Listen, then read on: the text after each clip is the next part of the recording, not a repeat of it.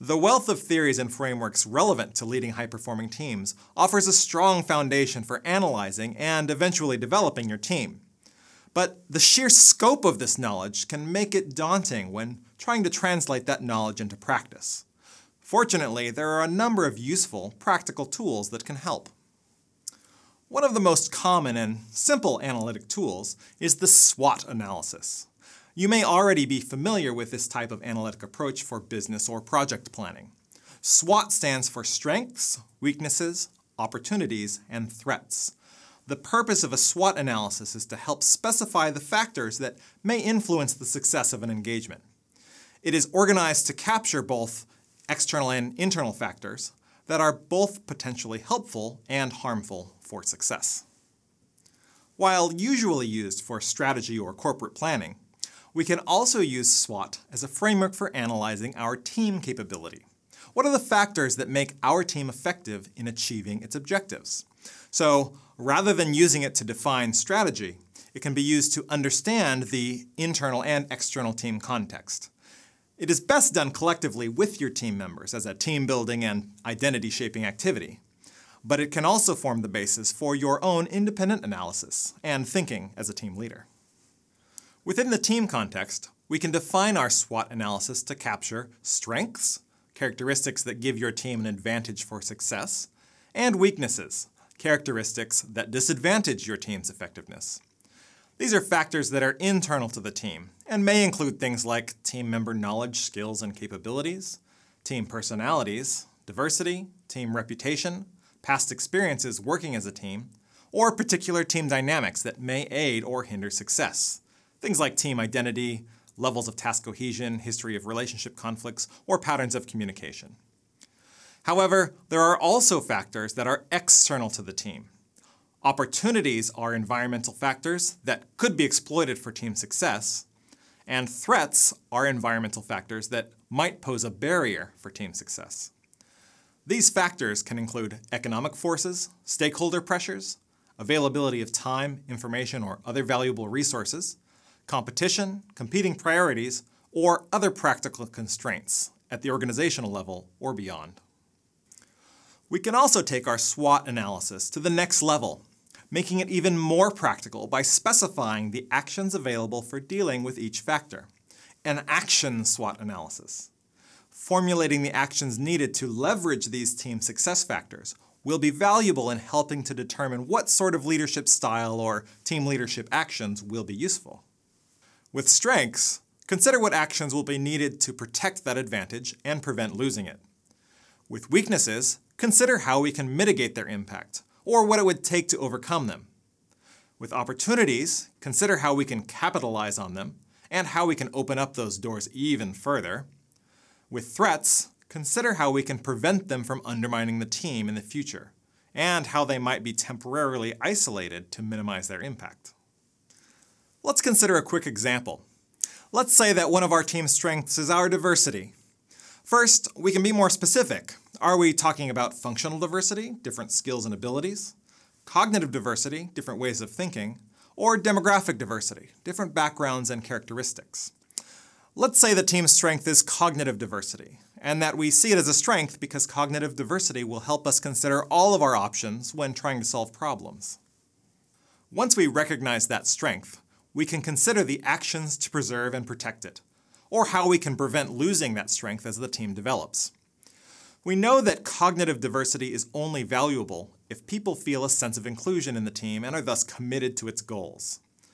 Thus, the leader might preserve this strength by explicitly talking about the value of our diverse team, and maybe doing a bit of informal team building at the start of the project to make members feel included and build a bit of cohesion, which might be low initially given the team diversity.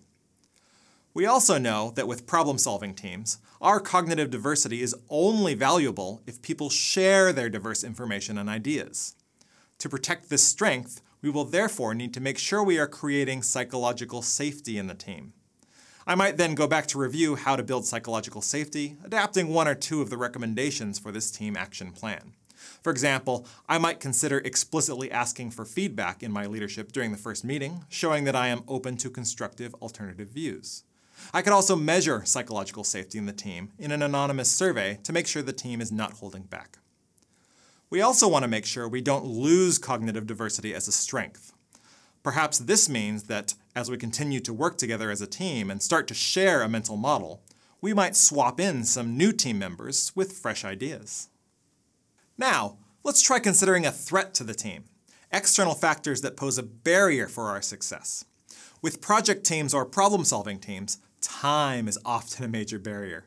We'd like the ability to explore all our options and seek out information, but often there is a delivery date that reduces our ability to fully consider those alternatives. Moving into action, how can we neutralize this threat, or at least reduce its impact on the team? We might start by communicating with the stakeholders, the client and perhaps our boss, to set their expectations. Encourage them to realize that there are two routes here: the efficient decision with the current compressed timeline, or the potentially more innovative decision that has a longer timeline to fully explore the options. Ask them to specify their priority. We can also try to reduce the impact on the team dynamic by being specific about the phases of the decision process, making the process go efficiently rather than allowing the conversation to emerge organically. In other words, use your influence as a leader to guide the team through the decision-making process. Explain to them that in order to meet the deadline set by the client, we need to be efficient in our problem solving. Thus, when it's time to brainstorm, don't hold back. When it's time to think about execution, get on board. Revisit the stages of team decision-making to make sure the team stays on track.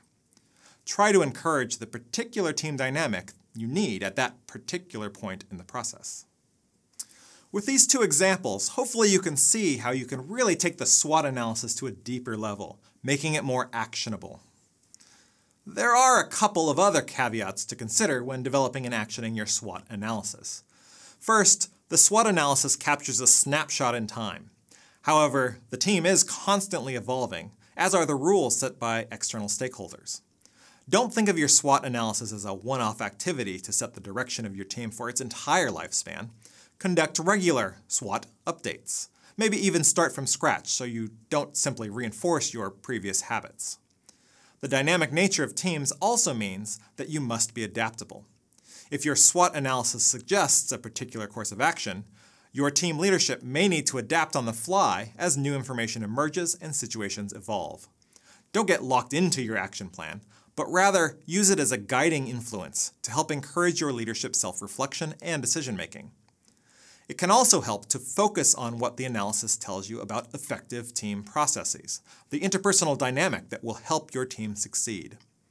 Second, don't mistakenly assume that you are an objective evaluator. Consider seeking feedback on your SWOT, either from a neutral leadership coach or peer mentor, or by consulting directly with your team. Your view of the team might not capture the diversity of views, and indeed, your judgment could be clouded by your own biases and priorities. If you approach these practical tools and frameworks seriously, and you are open to development, even simple tools like a SWOT analysis can really help you think through problems and reflect on your leadership in the team.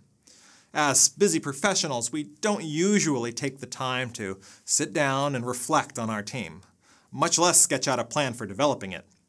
But a well-structured reflection is worth the time and can provide a launching point to take your team to the next level.